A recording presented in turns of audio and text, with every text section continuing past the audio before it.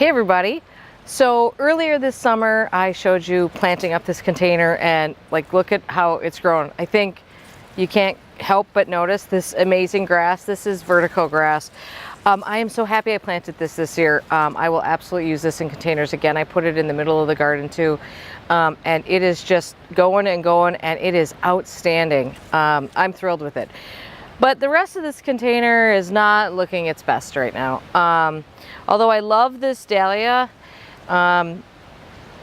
it sort of flopped early. I tried to stake it up. That didn't really help. And the foliage on this plant is so similar to the foliage of the grass that I feel like the whole container is looking a little dark and dull. Other parts of the container are looking great. I love everything else that's going on down here, although I wish this Bordeaux petunia would be a little bit more prolific. Honestly, this grass is taking up so much physical space and nutrition and water in this pot that I do think everything else is struggling a little bit. And the Gara that I planted in here that I was so thrilled about when we first planted it up was one of my favorite parts of this whole thing, is completely non-existent. I don't even know where it went to. Maybe when I dig in here we'll find it. I actually think if I was going to do this container again, I think this, if I was looking for something a little bit more muted, I think this would be beautiful with just whites. And I think if this dahlia wasn't in here, maybe the Gara would do better in that circumstance. And I think that Gara could create a really pretty kind of ethereal look in there. So maybe I'll try something like that next year, but who knows, that's a long time away. In the meantime though, what I am going to do is kind of turn this container into something that's a little bit more fall appropriate.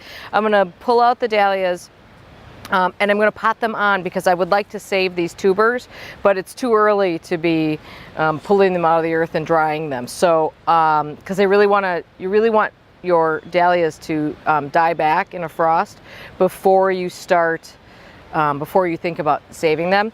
So I'm going to pull the dahlias out, I'm going to pot them on and grow them in pots for the rest of the season, and then I'll save them at the end.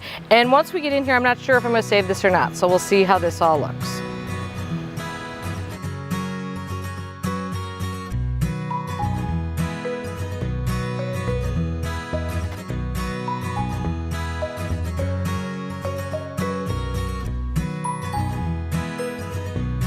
All right, so that was a super quick change on this pot, and I'm happy with it. You know, I chose kind of an orange annual Rudbeckia because I don't love that super gold color, and I think it looks really pretty in here. You know, little lesson learned here, I should have sprung for the bigger ornamental kales. I don't know if they actually stand a chance. They do grow pretty quickly, but there's not a lot of room in there for it. And given that this is only gonna grow in this pot for probably a max of 6 weeks, I should have just sprung for the bigger ones. These are the little lessons you learn. Also, you know, I went back and I like it much better now that I took out that lime color. I don't think that worked.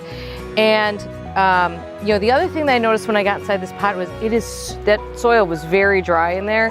I just watered this very thoroughly about 8 hours ago, and it was really, really dry. And I think that's a good lesson because one thing to know is that these grasses, they are water hogs. They like a lot of water, and in general, the more water you give them, the bigger and faster they grow. That's not true for all of them, but it is often true.